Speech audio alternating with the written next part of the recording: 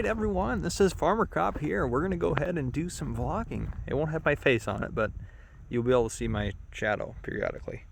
There's my shadow. Anyhow, here I am on my vacation in Montana. I don't know how this is all going to work. This is my first time doing this.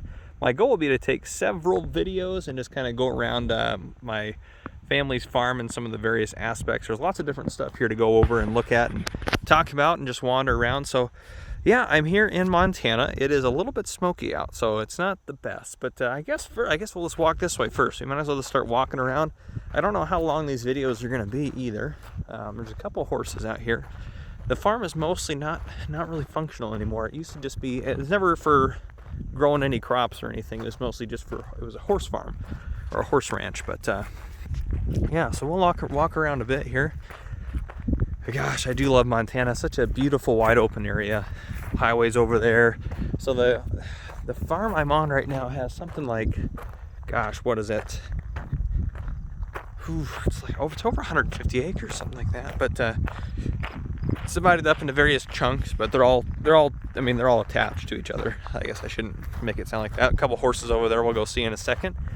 But yeah, a couple of pens down here. There's lots of stuff, honestly, everywhere on this on the farm out here. So we'll take a look around.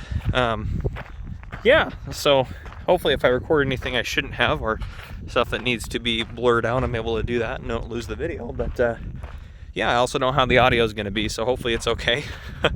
It's a little windy out here, so hopefully wind doesn't affect everything too bad. But we'll go take a look at the horses out here. This is kind of bale storage, where they store bales all outside. They're not obviously the best shape. Most of these bales are old. They haven't had any bales get delivered here, and I think it's been 3 years or so, just because I've kind of been working on retiring and kind of working things down on the farm. But here's the barn.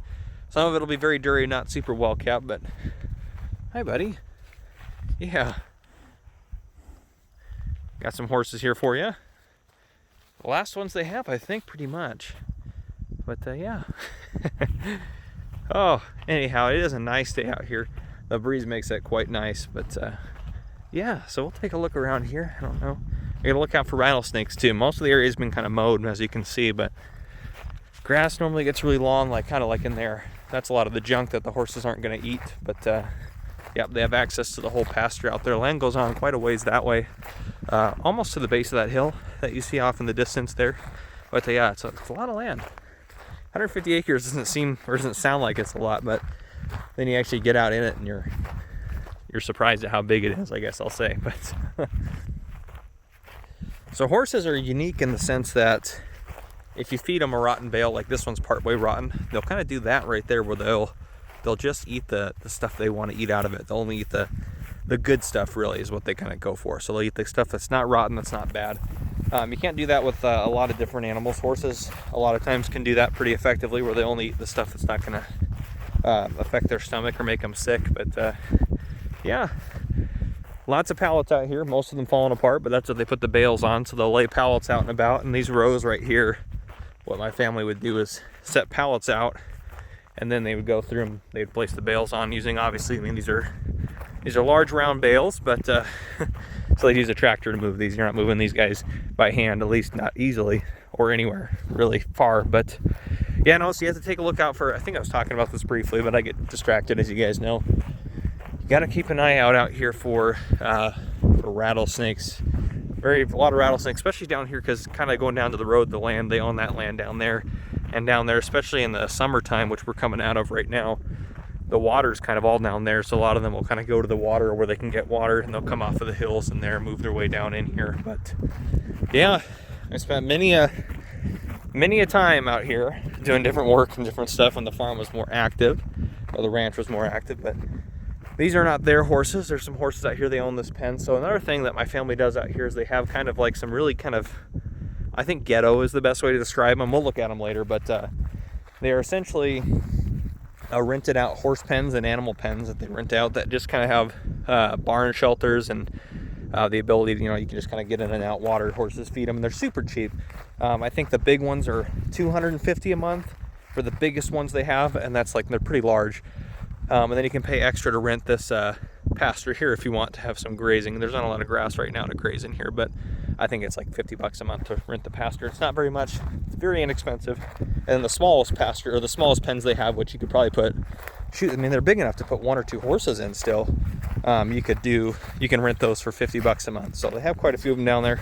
They usually don't have any open ones because of how inexpensive they are, but yeah, right now horses in Montana are not really, they're not super valuable. They're great if you have them trained, but if they're not trained or anything, seems like you can't really give them away even. But where I'm at in Washington, horses actually have quite a bit of value, which seems strange because those states aren't that far apart and you could kind of travel with them, which, I mean, you could, but yep.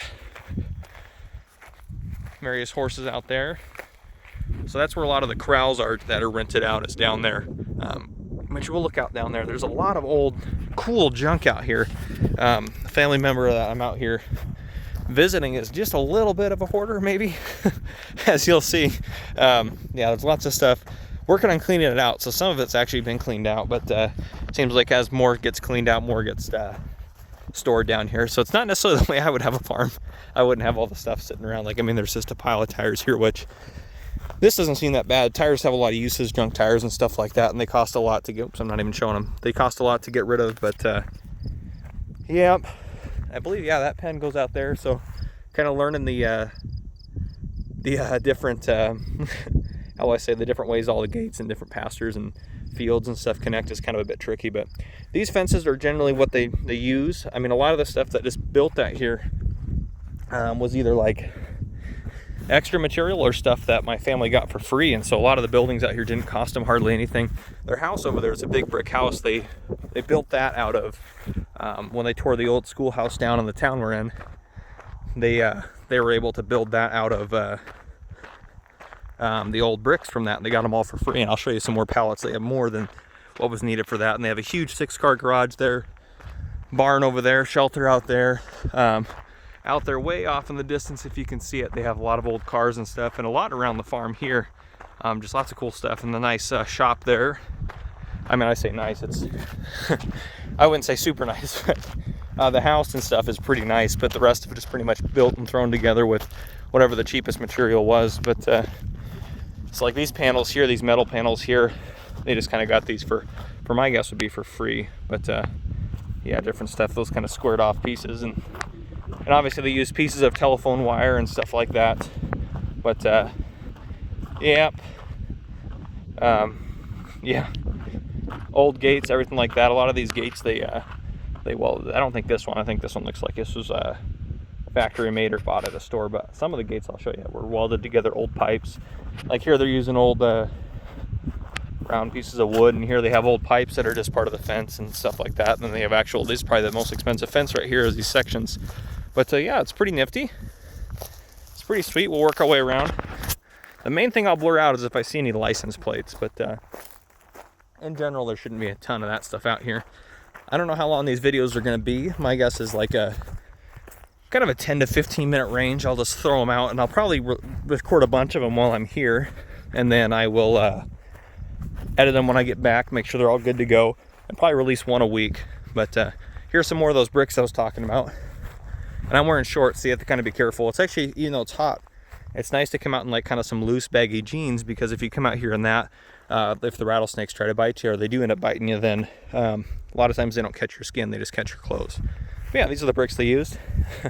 And before they could use them, these ones actually are in really good shape here, but well, I say really good shape, but compared to how they were, because they had, you know, all the mortar and cement and stuff around them when they got them, but they had to clean all that off with like chisels and stuff, because they built the house a long time ago, so they had to clean all that off with old chisels and stuff. And obviously there's some old farm equipment and stuff. We'll take a look at a lot of that in more detail. So this is what the grass pretty much normally looks like, but yeah. We'll take a look at the shop and everything as well. But yeah, I got a lot of cool stuff out here that's pretty sweet. We'll talk about some of the different stuff. Maybe we'll do like a shoot, I don't know, we could do some fun stuff with it. I got some ideas, but yeah, so I think when I get back, I think my new schedule will be mostly just kind of I'll put out one of these a week, probably a test video every week. At least I want to do probably 2 tutorials. So if I do 2 tutorials, a test video, a blog, that's 4 out of my 6. And then I'll probably do, gosh, that's so many. then I'll probably do a couple of gameplay series, which I wish I could do more gameplay. So maybe I'll do some gameplay or some more videos and stuff like that, in addition to map tours and stuff like that. But they came out with a map today as I'm recording this, but I won't be able to do a tour probably till I get back, just because I don't have a computer that can really run it here. I have computers that can do different stuff like checking comments and stuff like that, which I really need to respond to those. But anyhow, guys, I hope you enjoyed my first kind of semi-vlog, my faceless vlog, if you will. An F-vlog, faceless vlog, I don't know. Anyhow, guys, if you enjoyed, drop a like down below if you haven't already. Hit that subscribe button up on, or down in the corner of your screen. I don't know if I'll put it up just to not cover things up. But anyhow, hit that subscribe button and turn on your notification bell so you don't miss any future videos that I may post. This has been Farmer Cub, guys. Thank you for coming and watching.